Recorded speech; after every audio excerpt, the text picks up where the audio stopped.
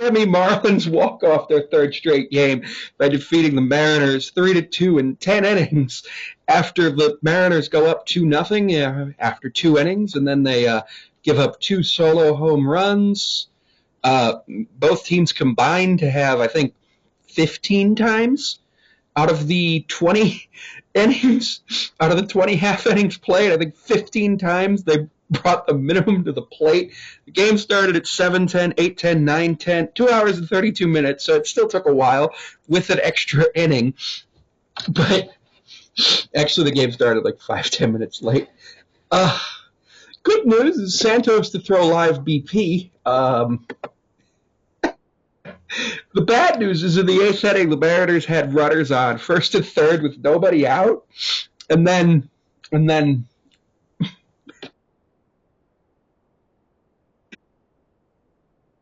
eighth inning for them.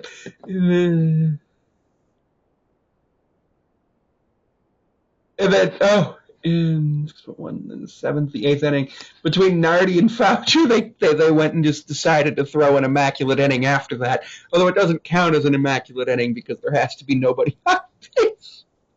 Just 1, 2, 3, 1 count on straight strikes. It was just an awful game. This game was awful. Scott Service decided that he was going to pull Ryan Bliss for Dom Canzone in the 10th. That didn't really work. Ryan Bliss had 3 hits today. His first career triple, his first career multi-hit game, his first career caught stealing, whatever. Attendance was 11,794. There was nobody at this game. Bender gets the win, Voth gets the loss. It was... Runner on second is Berger. Runner on second's Berger. And so, okay. The 10th, Tim Anderson hits a single to left field Dom Canzone. Jake Berger scored because Cal dropped the ball before he could make a play. It was bad. It was just bad. Cal didn't have a terrible game. It's just that single mistake, basically, that literally, cost us the game. Julio made an amazing grab to keep the ball in play and rob a home run during I think it was the 6th inning, maybe the 5th. It was just absolutely wild. Wild. Mariners struck out 10 times while taking 2 walks, struck out 7, issued no walks. Kirby gave up 5 hits, 2 runs. Both of them earned on a home run. Voth gave up a hit, a run, and didn't pitch anything. We only pitched 9 innings, gave up 7 hits, 3 runs on 7 hits. We had 2 runs on 6 hits. Julio went 1 for 4 with a hit and a strikeout. Mitch Garver struck out. Ty France still has not gotten a hit since coming back.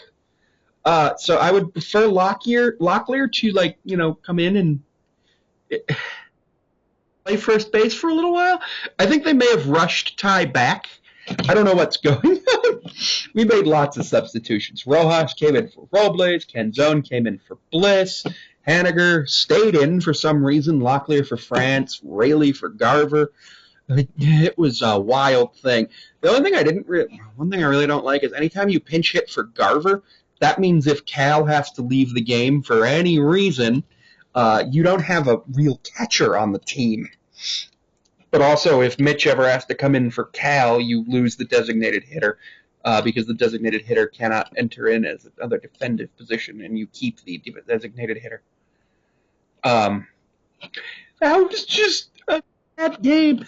That was one of the saddest games of baseball I've ever seen. I'm laughing because it puts it's Miami's 26th win. Just wild. They have 26 wins and we have 34. We're still 10 games over 500, 9 games over 10 games over 500. This is our 78th game today.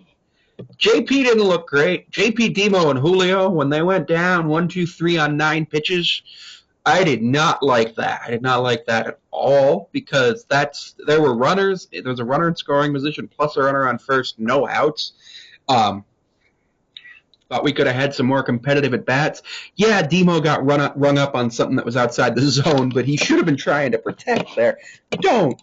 With two strikes, don't leave it up to the ump. That's just, you should learn that in Little League. One guy who I thought was really cool on the Marlins, was actually De La Cruz. I don't know if he's related to Ellie De La Cruz, but that man went 3 for 4. He scored a run. He had an RBI. He had one of the home runs. But that guy, he can hit. He can play ball. He's their left fielder, and honestly, if he could play right field, I wouldn't mind doing a trade for him, because we got to do something about Mitch. At least Mitch Garver can play backup catcher, and if we need to give him days off, we can have somebody else DH. That's a thing, and he's better than Sebi Zavala was. So that's a whole thing.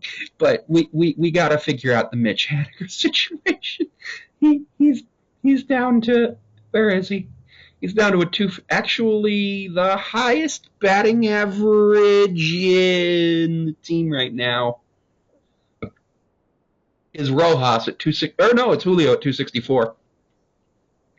And then Josh at 263. Then Luke at 254. Then everybody else is between the low of Garver at 175. Cal dropped down to 198. Ay, ay, ay.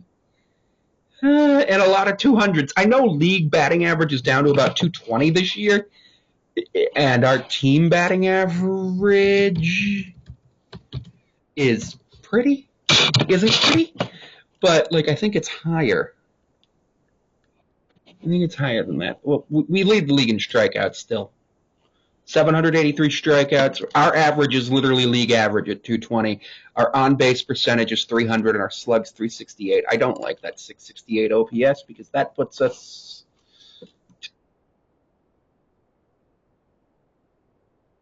26th. Actually, we dropped down to 667. Puts us 26th at OPS, and actually we're below league average at a 219 now, which ties us with the White Sox. We have scored. The Marlins have scored the second fewest runs, and we've scored. We scored our 300 and 301st run today. That puts us at the 7th fewest. 5 hits, 104 doubles, 8 triples, 85 homers, 291 RBIs, 10 runs scored on other methods. We've walked 256 times, and we struck out 783.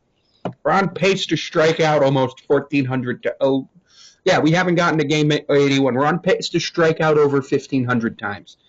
That's gonna be a problem.